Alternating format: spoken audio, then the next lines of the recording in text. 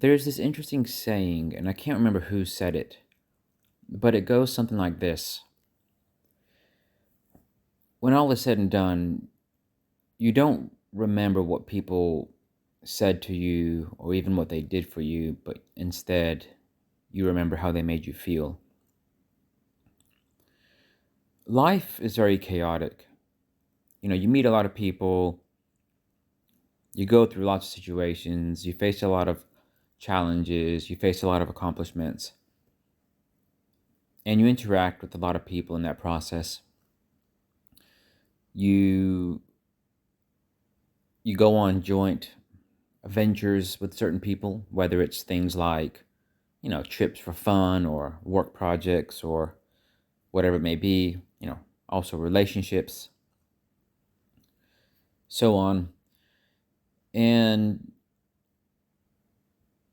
some people do nice things for you, some people do not so nice things for you. Sometimes you experience very eventful moments, sometimes you experience less eventful moments. But once you've been apart from, all that for a while, and you kind of go back into your memory bank, what really sticks about people in you is how they made you feel. Because if somebody was unfair to you, always tried to use you for their advantage, you might get this uneasy feeling in your stomach when you think about them. Or if somebody was very easygoing, their energy was very positive, just their presence made you feel a bit uplifted, just the thought of them might make you smile. Narcissists are very calculating. Narcissists only do good deeds if they think they can get more in return. Narcissists are very transactional. And if you're somebody who's very low self-esteem, low self-worth, and you were needy of them, then you would have suffered the most in the hands of the narcissist because they know that you would have allowed it, tolerated it. But everybody reaches a point in their lives where they kind of just, at some point, having goodwill with people becomes important. At some point, you might need someone, you might want a positive retribution from karma, the universe, however you want to frame it.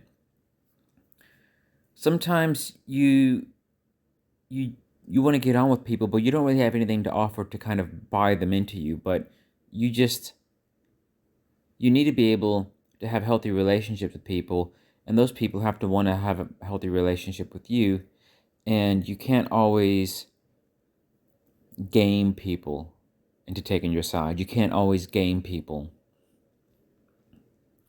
into giving you their attention, airtime, their service and favors. And what narcissists find is if you have a narcissist, say, who's not very productive, not very intelligent, doesn't have much money, those struggle the most because they have to really rely on the most destroyed people. Narcissists who don't have means, who don't have much money, who don't have financial means, they have a very well tuned in radar where they try to spot the people who have the most severe personal trauma, the most severe personal issues that they try to exploit.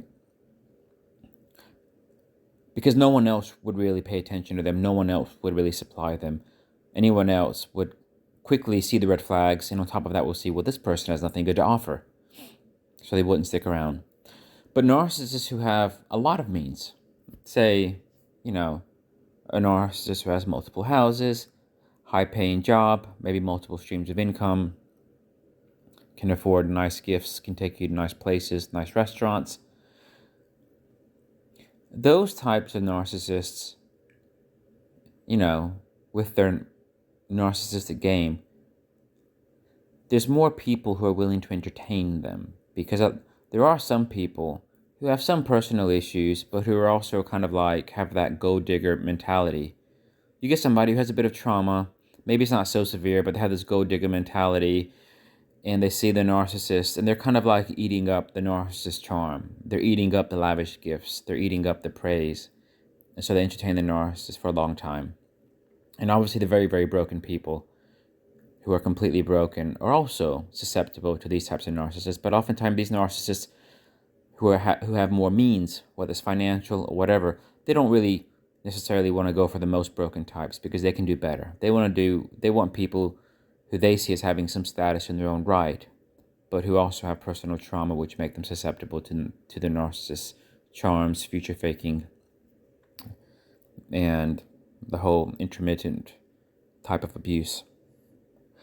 But at some point, narcissists, they can't always use their game to get people's loyalty. They can't always use their game to get people on their side. And what narcissists realize is, doesn't matter how well off they are, what they eventually realize is people at some point, you know, if they've seen through the narcissist and they're not very needy of the narcissist's money, favors, status, or whatever it is that kind of drew that person to the narcissist in the past, the narcissist has nothing on those people.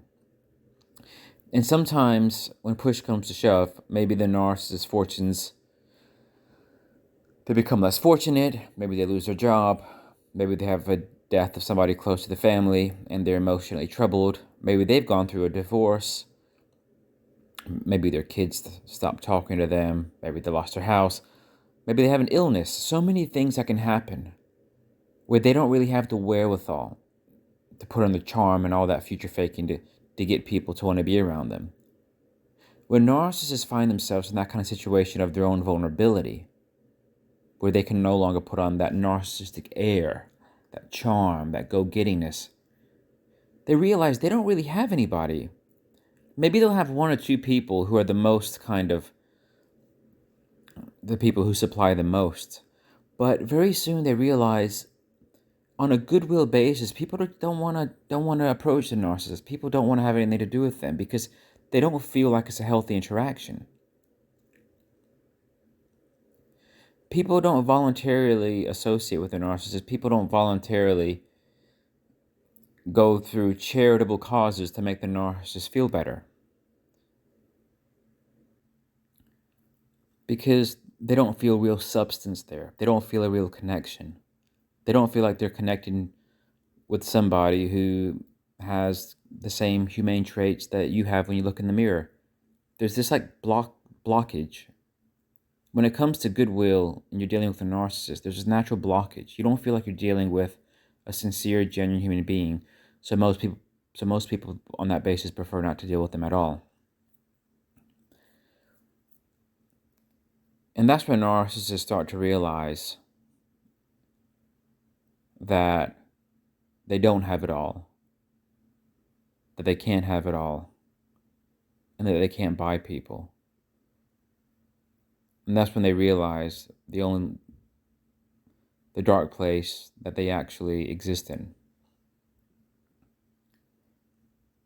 And that by being an ass towards people, those people might not be there for you when you need them. That's when the narcissist realizes that they might be alone and they might not have any way of countering that. It's not a very good way to live. It's not a very good way to exist. But unfortunately, you can't